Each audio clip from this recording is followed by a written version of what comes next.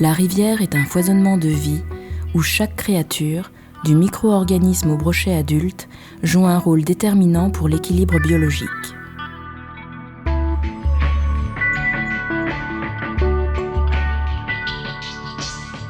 Tous ces êtres, dont le quotidien consiste à lutter frénétiquement pour survivre, participent à un équilibre fragile en constante évolution, une communauté en perpétuel renouvellement. Pendant des millions d'années, ces milieux aquatiques ont évolué lentement, sous la pression de facteurs intrinsèques et environnementaux. Mais depuis quelques siècles, la main de l'homme est venue bouleverser cette évolution lente et naturelle. Dès le néolithique, les sociétés humaines, en se développant, s'organisent autour des cours d'eau. La rivière concentre la plupart des activités, dont la pêche et la chasse, et devient un emplacement stratégique pour l'homme, parfaitement adapté au développement de l'élevage et de l'agriculture. À partir de là, tout va aller très vite et les sociétés humaines vont utiliser au maximum cette ressource sans se préoccuper des conséquences irréversibles de leurs actes. Aménagement des berges, modification de la morphologie des rivières dans le but de les rendre navigables, introduction d'espèces exotiques, pollution industrielle et agricole, surpêche, vont rapidement transformer, appauvrir et dégrader les écosystèmes aquatiques. Est-il trop tard pour sauver la rivière ? Quelles solutions peuvent apporter aujourd'hui les gestionnaires et les décideurs ? C'est à Cahors, préfecture du Lot, que nous rencontrons Patrice Jaubert, directeur de la Fédération pour la pêche et la protection du milieu aquatique du département. Mon attachement à cette rivière Lot date pas d'hier, il date depuis mon adolescence en fait. Pourquoi ? Parce que j'y ai passé énormément de temps à la pêche, à prospecter ses rives, à prospecter son cours sur des embarcations, tout simplement pour traquer les poissons carnassiers. Je suis passionné de pêche au carnassier. J'y ai vécu des émotions au travers de la capture des poissons. J'ai vécu aussi des moments d'apaisement, de repos au travers de son paysage qui est quand même magnifique.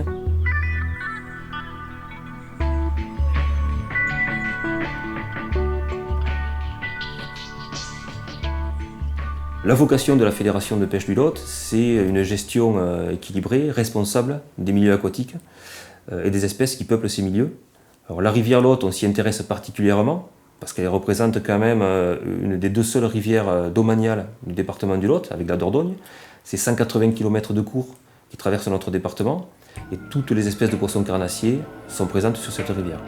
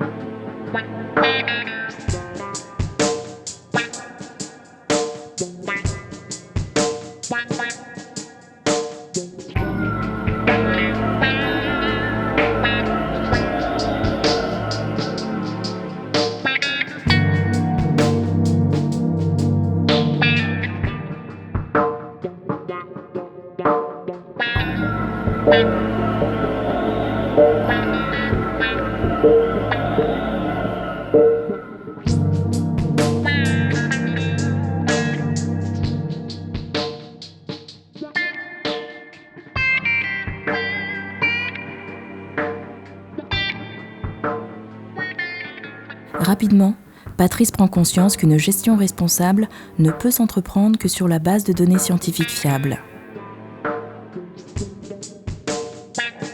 Il prend contact avec Frédéric Santoul, chercheur spécialiste des milieux aquatiques au laboratoire Ecolab de Toulouse. Lorsque Patrice Jaubert m'a contacté, j'ai trouvé son initiative particulièrement intéressante parce que j'avais toujours souhaité travailler sur ces grands milieux. C'est des milieux que l'on connaît très peu parce qu'ils sont très difficiles à échantillonner. Donc c'était aussi un petit peu pour nous un challenge d'aller apprendre ces grands biotopes. Les deux hommes se mettent rapidement au travail. L'objectif est de s'intéresser en priorité aux poissons carnassiers qui, par leur situation tout en haut de la chaîne alimentaire, représentent un bon indicateur de l'état écologique d'un biotope aquatique. Le Lot abrite 2 types de carnassiers. Les poissons exotiques, introduits par l'homme depuis la fin du XIXe siècle, que sont le sandre, le black bass et le silure. Et les poissons autochtones, qui occupent le milieu depuis des millions d'années, la perche et le brochet. Ce dernier, grand prédateur emblématique de nos eaux, est officiellement menacé d'extinction et sa population régresse d'année en année sur la plupart des cours d'eau français. Pourquoi ? Le brochet est une espèce en voie de disparition pour différentes raisons. Pour des raisons tout d'abord de pollution de l'eau, pour éventuellement aussi des raisons de surpêche, parce que c'est une espèce qui a une forte capturabilité, pour des raisons également d'introduction d'autres espèces qui peuvent potentiellement rentrer en concurrence avec elle. Alors je pense à des espèces introduites telles que le sandre, le black bass, le silure, mais aussi et surtout en raison de la disparition de ces zones de frais que sont essentiellement les prairies inondables qui ont tendance à se raréfier de plus en plus au niveau national. Le Lot a toujours été une rivière propice à la navigation, mais la première grande campagne de canalisation date de Colbert vers 1670. Elle se poursuivra jusqu'en 1840 pour offrir au trafic fluvial 256 km de voies navigables qui permettront de relier le bassin minier de Decazeville à la Garonne et à Bordeaux. Ces aménagements ont sensiblement modifié le régime hydrologique du cours d'eau et sont en partie responsables des difficultés que rencontre le brochet pour trouver des zones propices à sa reproduction. Le brochet dépose sa ponte dans très peu d'eau, souvent des plaines inondables, que la régulation des rivières tend à faire disparaître.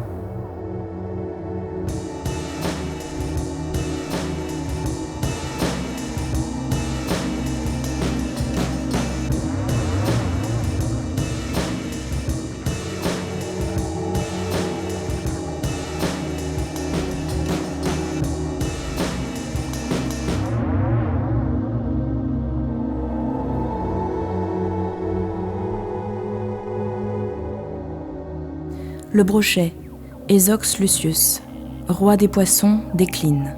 C'est un fait indiscutable qui attriste tous les amoureux de la rivière. Que peut faire le gestionnaire pour soutenir les populations de brochets ? J'ai fait le constat en arrivant à la fédération que, de façon traditionnelle, on a leviné un brochet, pas forcément avec des poissons dont la taille de déversement a été réfléchie, ni les quantités, avec une très grande hétérogénéité au niveau des APPMA depuis l'amont de la rivière Lot jusqu'à l'aval, et sans s'être posé la question réellement de l'utilité de ces alevinages-là, de la survie des poissons de déversement et de l'existence ou pas finalement de souches locales. Alors est-ce que ces poissons de déversement avaient un taux de survie intéressant ? Est-ce qu'ils étaient utiles à l'augmentation des peuplements de brochets ? Donc toutes ces questions-là, on se les est posées. Par contre, on n'avait pas les compétences, nous en interne, d'y répondre. Afin de tester l'efficacité de ces réempoisonnements, nous avons décidé de mettre en place des marquages, des marques type spaghetti, équipés d'un numéro de téléphone. Lorsqu'un pêcheur va capturer un poisson qui a été marqué, il pourra redonner l'information via le numéro de téléphone à la fédération. Et ça va nous permettre à nous d'avoir beaucoup d'informations sur les taux de recapture, sur les déplacements éventuels des poissons par rapport à leur zone de lâcher, également sur leur croissance. Voilà, droite de droite. Allez, hop. Après, c'est bon. Allez, c'est parti. 17 perches. Dans des opérations de marquage comme aujourd'hui où il y a à peu près 1 millier de poissons qui sont marqués, on constate que la participation des bénévoles d'associations de pêche, donc des pêcheurs, est très importante puisque ça nous permet de nous focaliser sur les opérations de marquage et ensuite les pêcheurs acheminent les poissons vers les points d'alevinage différents qui sont cartographiés. Donc là on a la carte de localisation des points d'alevinage. Donc par point on va lâcher 33 brochets de moins de 50 cm, 9 brochets de plus de 50, 17 perches et 15 sandres. Et là on est en train de préparer l'alevinage du point 1 et du point 3, sachant que le point 1 c'est ici, au niveau de l'île qu'on a juste en face. Non. Là, ça autour de l'île en bas.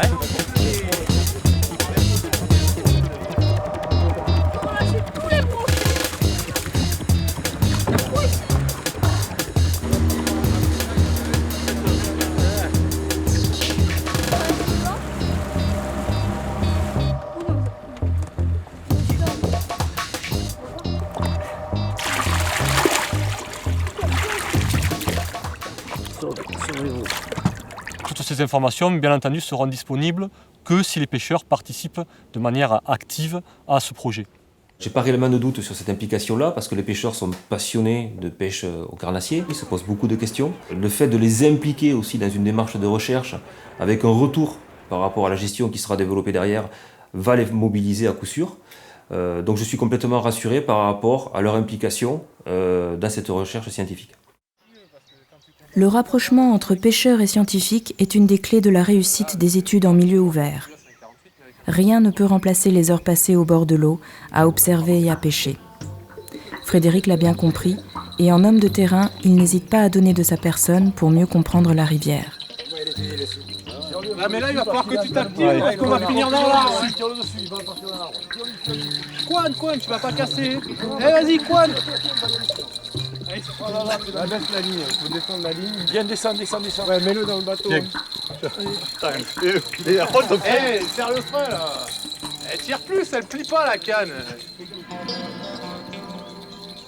Tu demandes le bateau, regarde. Il est pas bien.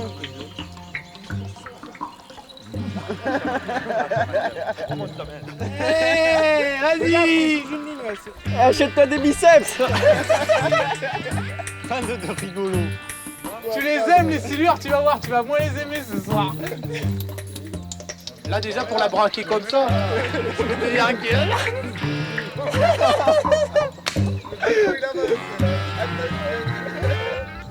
Moule du débutant, moi je te dis, ça va être un beau encore. Qu'est-ce qu'il fait comme maître celui-là avec les boules? Il est big?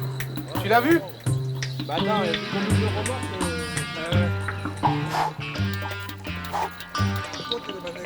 Ah!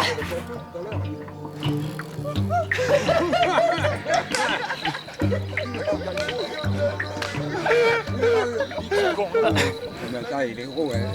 Il est gros, hein. Ouais, il est beau. C'est le gaillard quand même, non?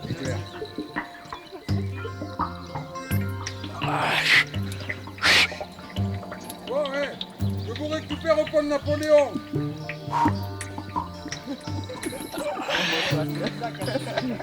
Je suis folle, hein? Il est big, hein, avec la bagnole. Allez, au revoir. Ouais.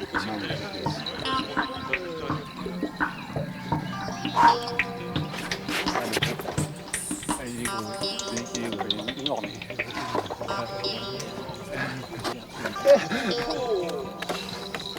La chambre du débutant. Bravo, monsieur. Ouais. Ce que je savais pas, c'est je pensais pas qu'on puisse tirer autant sur la canne. Ouais, non, mais... Voilà, c'est ça. Parce que j'étais à bloc. Ah non, tu peux être à bloc, hein. J'étais à bloc. Voilà. 2 mètres. 2 mètres.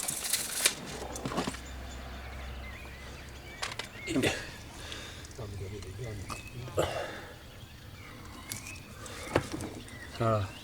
C'est là que tu te dis que les marques finalement elles sont pas si grosses que ça. Pose-le sur tes genoux, de manière tu le claveras après, sinon tu le tiendras pas. Ouais, ça fait. Du cinéma, hein. Dégueulasse. Ah, il est... Impeccable. C'est bon? Bon, allez, on le descend. Encore. Ouais. Voilà, c'est le ciel tranquille. Attends, je vais y aller.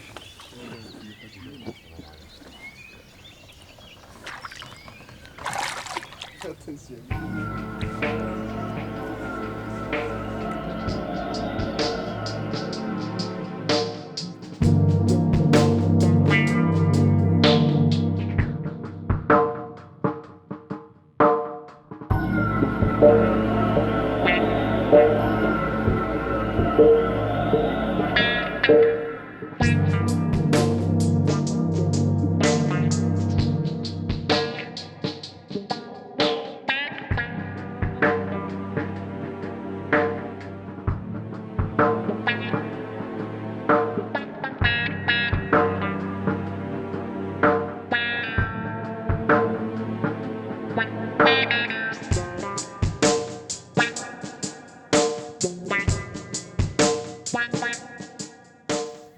Historiquement, le déclin du brochet coïncide avec l'arrivée des espèces exotiques.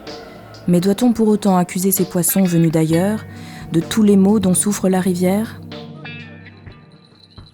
La polémique autour du silure partage le monde des pêcheurs en deux. Ceux qui pratiquent sa pêche en no-kill et se passionnent à capturer des spécimens toujours plus longs et plus lourds, et les autres, qui l'accusent de vider la rivière. Il bouffe tout. Depuis qu'il y a des silures, il n'y a plus de poissons. Effectivement, il existe beaucoup de rumeurs sur cette espèce, notamment qu'il mangerait des chiens, qu'il s'attaquerait aux hommes. Alors toutes ces rumeurs sont fausses. On sait que ponctuellement, il peut consommer des oiseaux ou des petits mammifères tels les ragondins. Mais en fait, on sait très peu de choses sur cette espèce. D'ailleurs, récemment, j'ai été en contact avec Rémi Masson qui fait de l'observation in situ et qui me montrait des images de comportements particuliers, de rassemblements de silures en forme de boule. Et à ce jour, on ne connaît pas encore réellement l'explication de ce phénomène comportemental dans ces populations de silures.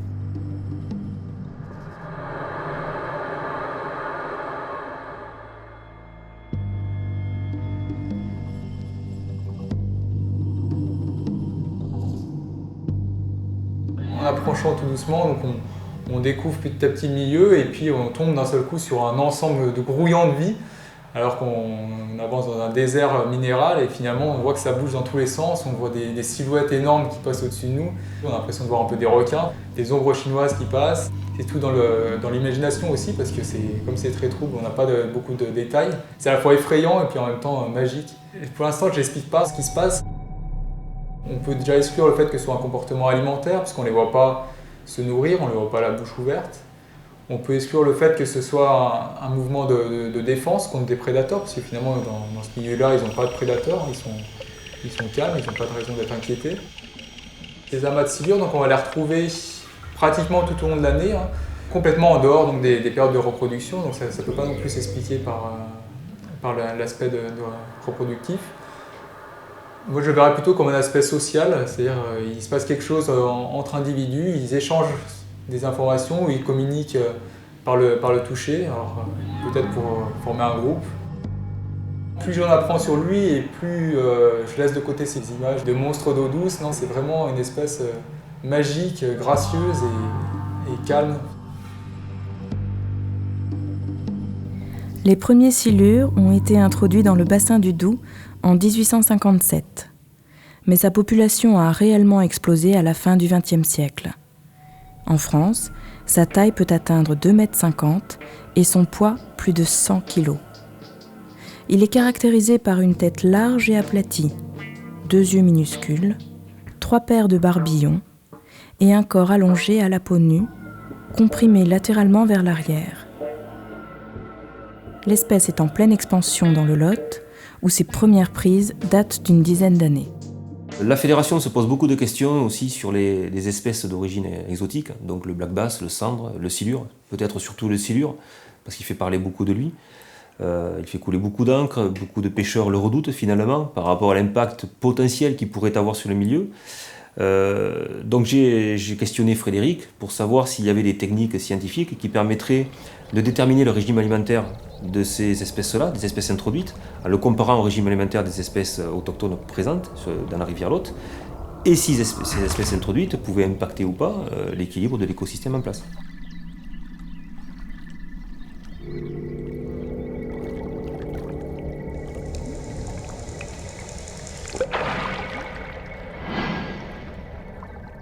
Tout d'abord, ce qui est important, c'est de savoir si c'est une compétition alimentaire entre ces espèces.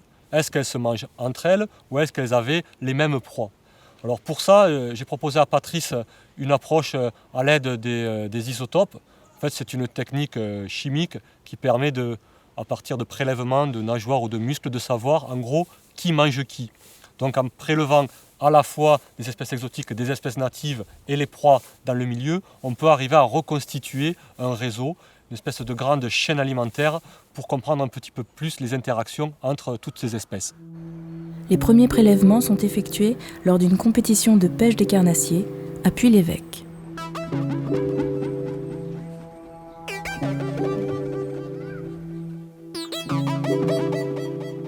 Ces prélèvements, en fait, ils vont pouvoir se faire dans le cadre du concours, puisque vous allez mesurer les poissons pour les comptabiliser pour le concours. Donc, en même temps que ces poissons seront mesurés, il faudra prélever un tout petit bout de nageoire. Chaque bout de nageoire prélevé est posé à l'intérieur de ce tube. Chaque tube a une numérotation. Ici, par exemple, c'est le S8. On reporte le numéro du tube sur la feuille, l'espèce concernée, la taille, et puis la date et le lieu. Donc à l'intérieur de chaque kit, il va y avoir 10 épines d'or pour faire des prélèvements, pince et ciseaux, une petite fiche pour noter, et le stylo. les stylos, et puis Et là pour mettre la dernière, les prélèvements. la petite poche pour mettre là où c'est déjà prélevé, comme ça, On ne mélange pas. vous ne mélangez pas tout. Alors merci beaucoup pour votre participation demain et bon appétit à tous.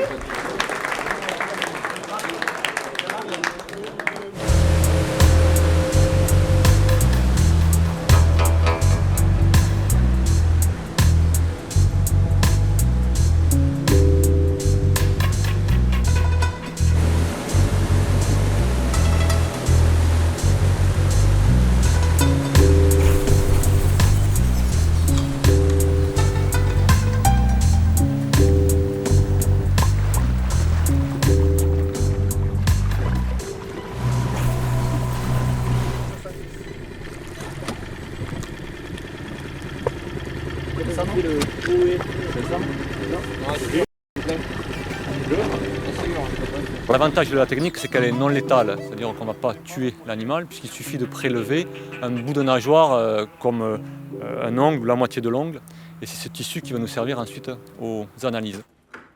Ces échantillons sont ensuite stockés au laboratoire dans un congélateur, puis on va les récupérer pour de nouveau en fait, les nettoyer, au cas où il resterait des fragments végétaux, des bouts de terre. Puis également aussi, il y a sur des nageoires un mucus, donc ce mucus va être enlevé. Une fois nettoyées, ces nageoires vont être placées dans une étuve, 48 heures, dans lesquelles les tissus vont être complètement déshydratés. Ils vont ensuite être broyés donc dans une cuve en acier, dans laquelle on rajoute une bille. On les place dans un broyeur. La macro, la poudre quand elle est là. Ça permet donc de réduire les nageoires en une poudre très fine qui va ensuite être analysée.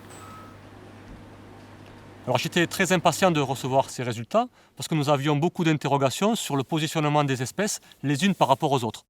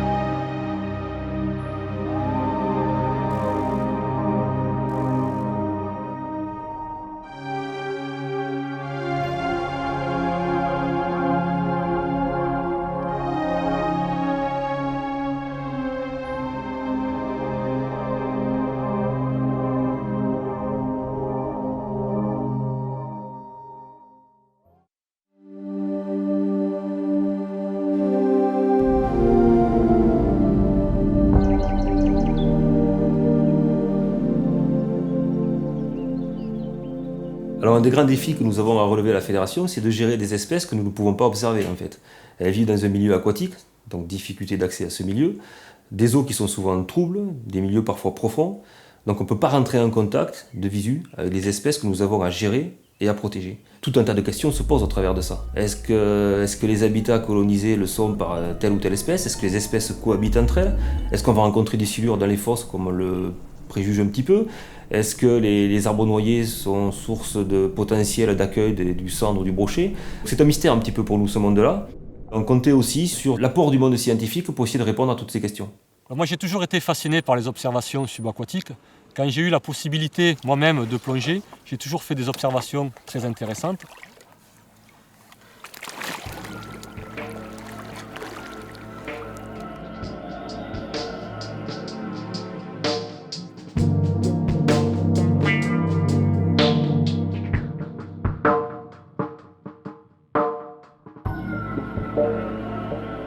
C'est d'ailleurs pour cela que j'ai monté une équipe de plongeurs professionnels au sein de notre laboratoire. Alors bien sûr, je suis conscient qu'il est difficile de faire des plongées dans ce type de milieu, notamment à cause de la turbidité, mais c'est quand même un challenge très intéressant parce qu'on ne sait pas grand-chose sur ce qui se passe dans ces rivières-là, et notamment en termes de relations espèces-habitat, il y a des choses très intéressantes à découvrir. L'observation des poissons carnassiers en rivière, dans le contexte d'une étude scientifique, est une première européenne.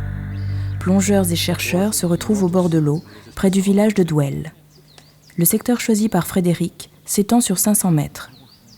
Il a la particularité de couvrir différents profils typiques du Lot. Dalles rocheuses, embâcles, fosses et au fond. L'objectif est d'y effectuer une plongée de jour et une plongée de nuit. Les conditions semblent bonnes, mais les poissons vont-ils être au rendez-vous ? Et vont-ils se laisser approcher par les plongeurs ?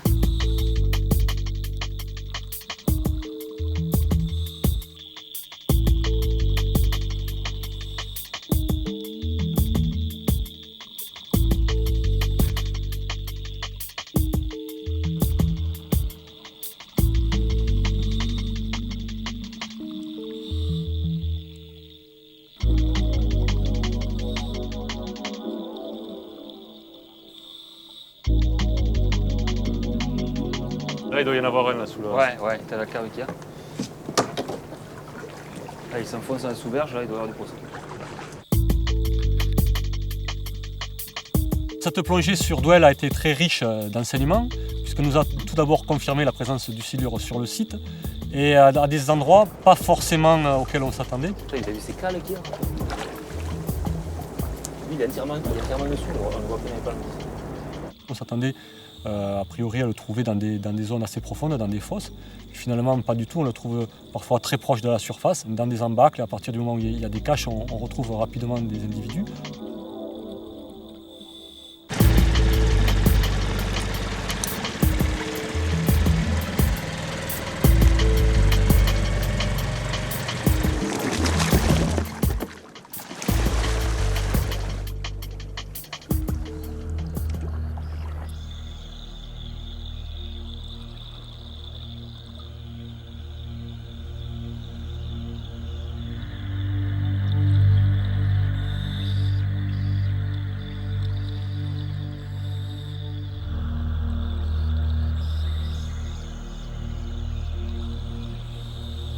Vous avez vu un cendre, c'est ça depuis le début? Un seul cendre, c'est tout. Posé sur le fond? Oui. Ou actif? Oui, posé sur le fond. Posé sur le fond.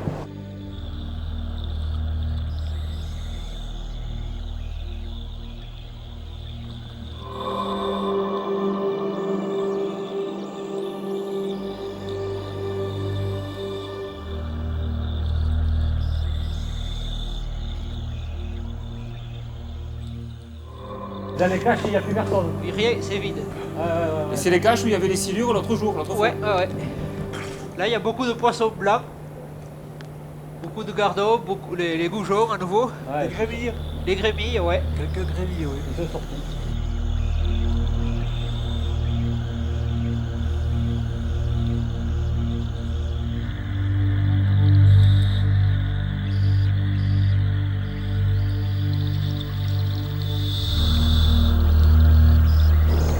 Ah, poisson. Pourquoi tu le vois? Ah, il faut regarder le site. Ouais, là. 189, 894. Là, il y a un silure qui doit faire à peu près 60-70 cm à peu près. Okay. Donc dans les branches. Et il est au fond? Il est sous les branches, sous le tronc d'arbre.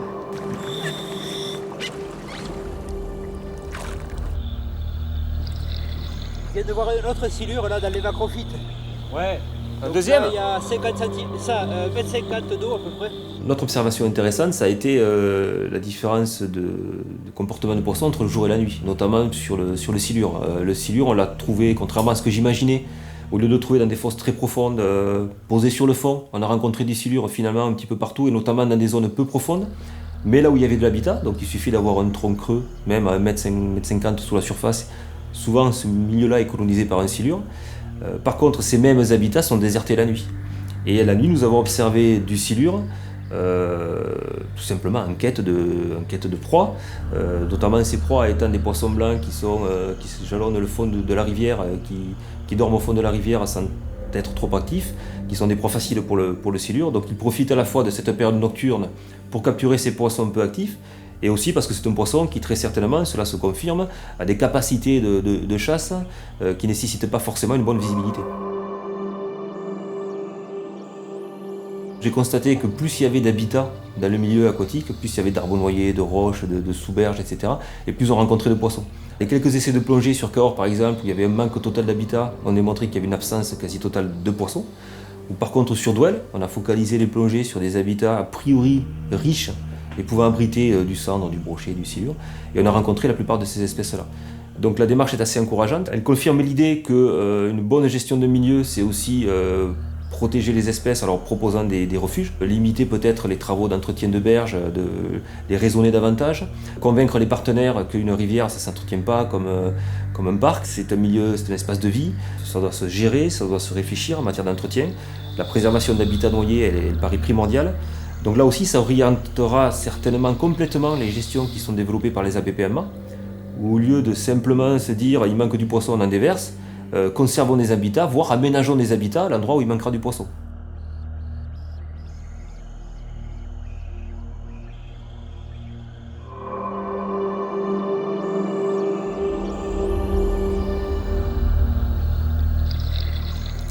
Alors ces plongées m'ont aussi pas mal rassuré finalement sur la quantité de poissons présente dans la rivière Lot.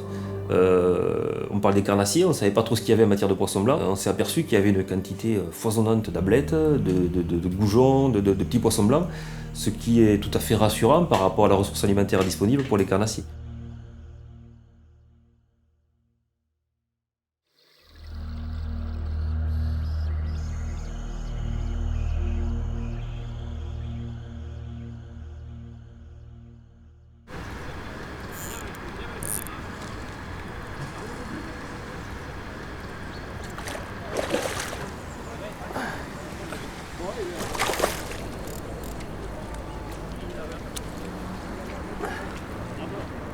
Ah, poisson marqué. Je téléphone pour signaler un poisson, je suis un pêcheur, je viens de prendre un poisson marqué. Alors, 2225, 2226, rouge. Vous l'avez capturé à quel endroit? Alors au parking de la Chartreuse, c'est un poisson qui faisait 71 cm et qui portait 2 bagues rouges, 2225, 2226. D'accord, vous l'avez capturé aujourd'hui? Aujourd'hui, donc 19 novembre, alors la technique de pêche, j'étais au spinnerbait jaune. Bon, je vérifie effectivement. Donc c'est un poisson qui a été déversé dans le Lot 300 mètres en amont de là où vous l'avez capturé il y a 3 mois maintenant. Donc je note tout ça et je vous remercie d'avoir appelé. Voilà, c'est un poisson qui a été relâché. Merci bien. Au revoir. Les premiers retours sur les poissons capturés avec Marc arrivent au bureau de la Fédération du Lot. Le système est efficace et les données qui s'accumulent permettent d'opérer aux premières analyses. La première année, nous avons eu un très bon taux de recapture, puisque plus de 30% des poissons maillés, c'est-à-dire supérieurs à 50 cm, ont été recapturés. Cela signifie plusieurs choses. Tout d'abord, c'est que les politiques d'aleminage menées jusqu'à présent n'étaient pas complètement stupides ni inutiles, que l'argent dépensé dans ces poissons-là, finalement, il n'a pas été dépensé de façon complètement farfelue, puisqu'on a retrouvé ces poissons. Les poissons déversés, finalement, on les retrouve. Ces poissons ont effectué des déplacements 50% vers l'amont, 50% vers l'aval, avec une moyenne à peu près de 1 km à partir de leur point de lâcher. Et certains individus ont été recapturés jusqu'à 15 km en aval de la zone de lâcher, ce qui pour cette espèce est correct, puisque le brochet, on le sait, peut faire des déplacements importants pour retrouver ces zones de frais.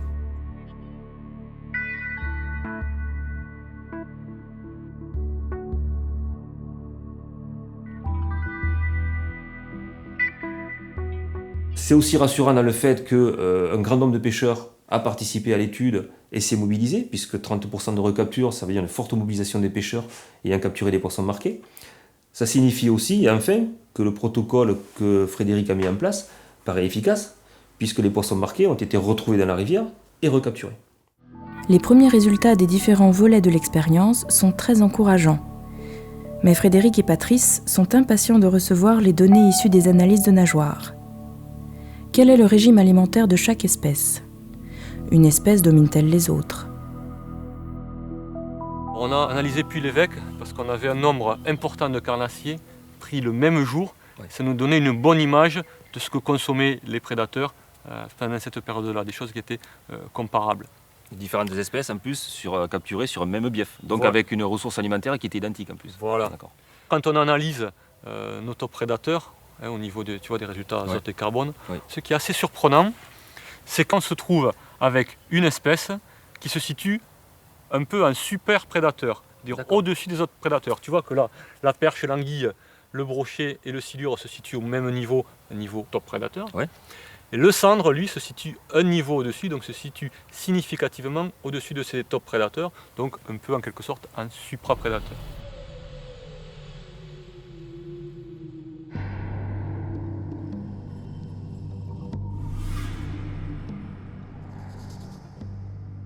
Pour aller un petit peu plus loin dans l'explication, il va falloir maintenant essayer de comprendre pourquoi ce cendre est placé là. Pour l'instant, on a deux hypothèses qui sont pas forcément contradictoires d'ailleurs.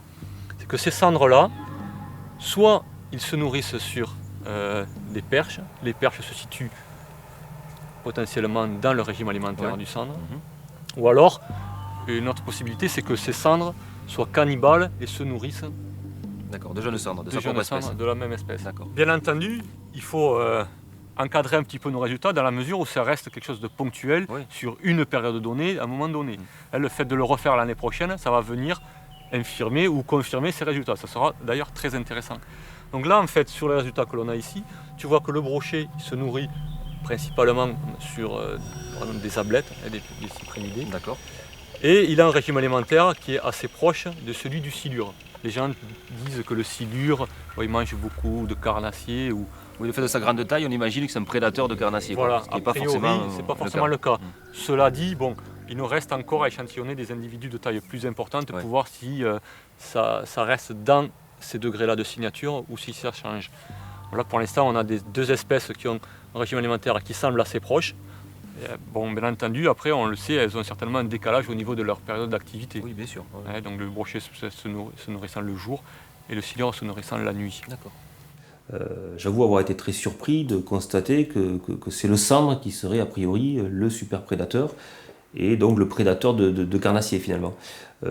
Personnellement, j'envisageais davantage le brochet qui pour moi a été le prédateur peut-être le plus symbolique, le plus efficace en tout cas dans son comportement.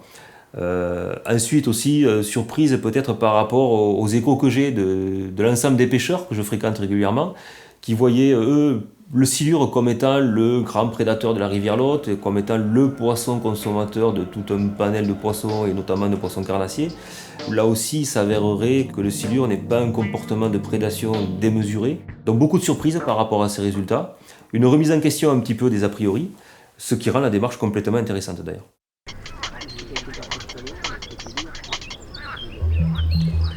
Tu nous attends là-haut. Il est là, on est en train de le...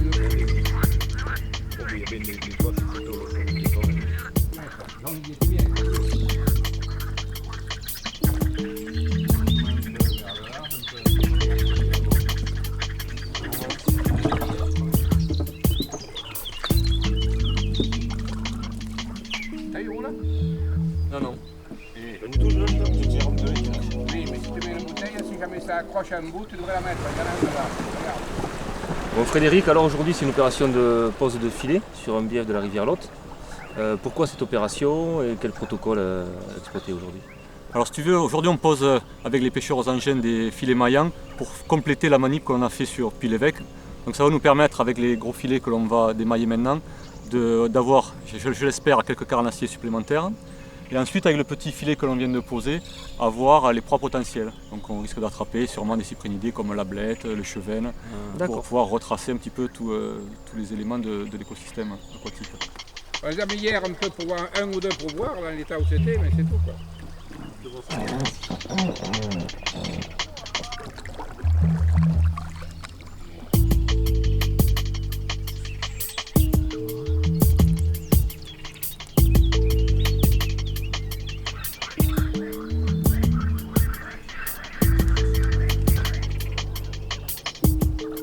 Comme au cinéma.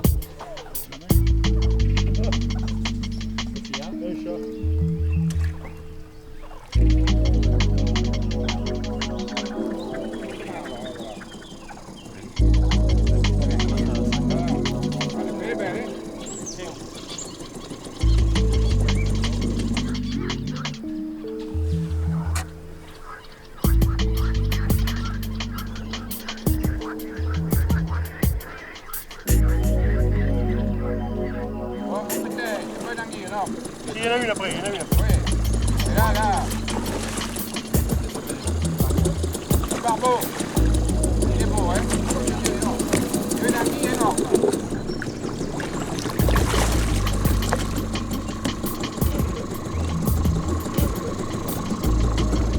72.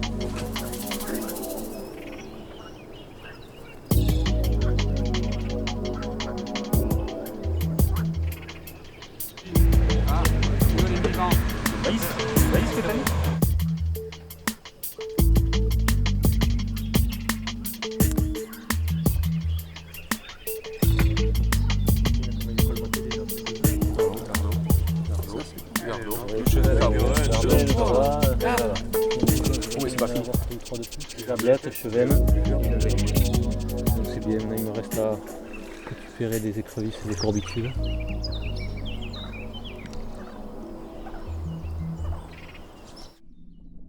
Dès la première année, l'étude apporte à Patrice et Frédéric son lot de révélations et d'informations. Mais ces nouvelles données ne deviendront des certitudes que si elles se confirment au fil des ans. Qu'en est-il par exemple des recaptures de poissons marquées les années suivantes ? Alors lorsque nous avons compilé les résultats de la deuxième année, on a constaté que les taux de recapture étaient particulièrement faibles, de l'ordre de 2%. Là, j'avoue avoir été très déçu par ces résultats-là, puisque très peu de poissons ont été recapturés, contrairement à ce qui avait été le cas la première année. Et ça remettait en question à la fois mon enthousiasme et à la fois un petit peu la crédibilité de la démarche engagée, quoi. Comment expliquer une telle différence de résultats à 1 an d'intervalle ? Que sont devenus ces poissons ? Sont-ils morts ? Ont-ils dévalé la rivière ? Ont-ils perdu leur marque ? Où est le mystère ? Donc j'essaie un petit peu de comprendre quels étaient les facteurs environnementaux qui avaient changé entre ces 2 années. Et en regardant un petit peu les débits, on a observé des fortes variations entre les débits de la première année et les débits de la deuxième année. Alors si on regarde un petit peu plus en détail, tu vois, ça donne quelque chose d'assez intéressant. En 2007-2008, lorsqu'on a lâché nos poissons mi-novembre, pendant un mois, on a eu des débits relativement faibles pour l'autre, tu vois, moins de 100 mètres cubes. Alors qu'en 2008, dès le lâcher, puis pendant toute la période hivernale, on a des débits qui sont forts, et même très forts, avec des coups d'eau avec plus de 700 mètres cubes, et les débits ne descendent jamais en dessous de 100 mètres cubes. Donc l'hypothèse de l'influence du débit nous a semblé intéressante. Et lors de la troisième année, les résultats ont permis un petit peu de valider cette hypothèse, puisqu'on avait des débits relativement faibles, et les taux de recapture ont été très bons, proches de ceux de la première année, avec des taux de recapture de l'ordre de 30%. Donc là aussi, en matière de gestion, on peut considérer que lorsqu'on va faire des alevinages qui précéderont des débits importants, on n'est pas sûr de retrouver la quantité de poissons prévue. Bon, le problème, c'est qu'on ne maîtrise pas les débits de la rivière Lot et qu'on ne peut pas conditionner les opérations d'alevinage à ces débits-là. Donc ça reste quand même une problématique en matière de gestion, mais c'est une information importante pour nous.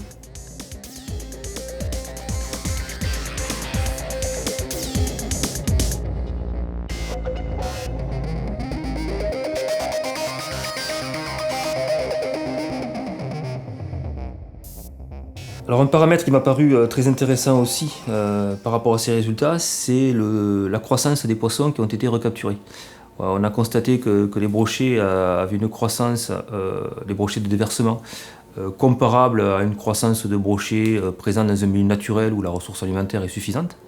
Donc c'est assez réconfortant dans le sens où les poissons de déversement semblent bien s'acclimater à la rivière et où la rivière semble offrir à ces poissons carnassiers une quantité suffisante de proie.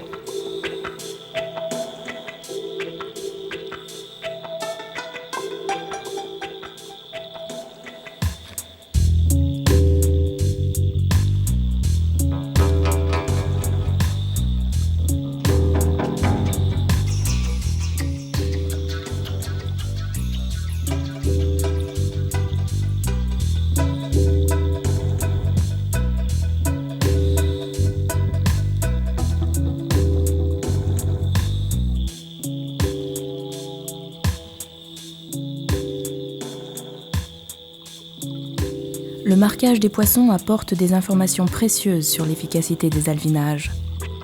Mais il ne permet pas d'évaluer les proportions de brochets nés dans le milieu et d'estimer dans quelle mesure cette population décline.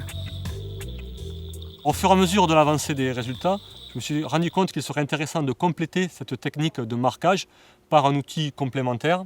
Et nous avons donc décidé de travailler avec Aurélien Martineau en thèse dans notre laboratoire sur la chimie des otolithes, c'est-à-dire les pièces calcaires des oreilles internes des poissons, pour pouvoir différencier des poissons de pisciculture, des poissons nés dans le milieu. Donc en fait, les otolithes, d'abord, qu'est-ce que c'est? Ce sont des pièces calcaires que l'on va trouver au niveau de l'oreille interne du poisson. Quand on regarde de plus près la structure d'un otolithe, on a des stries journalières et ensuite des stries annuelles. Ça fait comme un arbre. Comme une coupe d'arbre, on peut donner l'âge d'un arbre.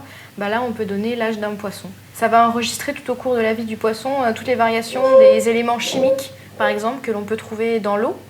Et on va pouvoir retrouver ces variations au sein de l'otolithe. Si on arrive à avoir des différences chimiques dans les otolithes entre des poissons nés dans le Lot et des poissons nés en pisciculture, on pourra utiliser ces otolithes pour comparer des populations.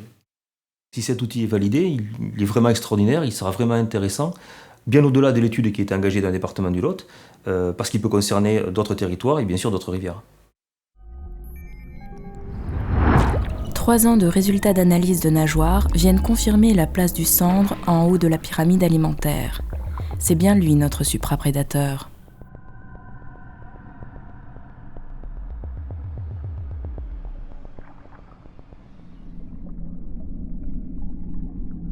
Le brochet et le silure sont confirmés comme ayant des régimes alimentaires comparables. Ils partagent donc la même ressource, essentiellement du poisson blanc.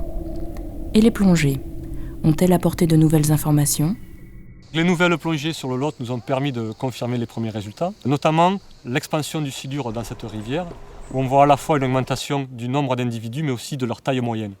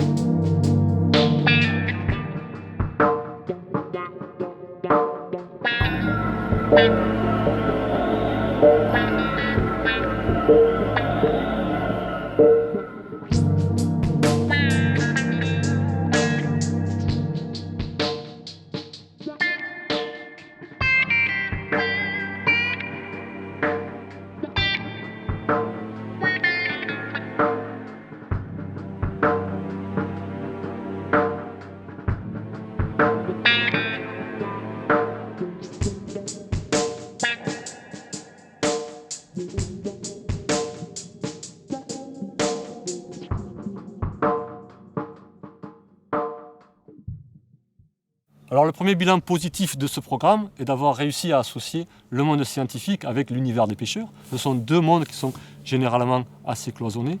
Et je pense qu'à travers ce programme, nous avons réussi des associations et des collaborations assez fructueuses. La rivière Lot, et plus particulièrement la rivière Lot à Cahors, est devenue un véritable laboratoire de démarches innovantes en matière de méthodologie d'études des carnassiers. Et ce que je souhaite, et ce qui sera le cas de toute façon, c'est qu'elle influencera, les résultats influenceront directement les décisions de gestion qui seront prises en faveur de la rivière, mais surtout en faveur de la préservation des poissons carnassiers. Et que ce soit un petit peu aussi un cas d'école, une étude expérimentale qui sert de référence pour d'autres départements et pour d'autres fédérations. Personne ne conteste aujourd'hui l'importance à attacher aux ressources naturelles en eau douce et les enjeux liés à la préservation des milieux aquatiques. En prenant l'initiative de mener cette étude d'envergure européenne, la Fédération du Lot et le laboratoire Ecolab de Toulouse donnent l'exemple d'une démarche responsable, digne de la richesse de la nature qui nous entoure. Après avoir joué aux apprentis sorciers avec la rivière, déclenchant parfois des catastrophes écologiques irréversibles, l'homme doit aujourd'hui retrouver une certaine humilité face à la nature. c'est par la connaissance et par la science, en remisant tous les a priori et les idées reçues, qu'il pourra se donner les moyens de gérer et préserver efficacement son environnement.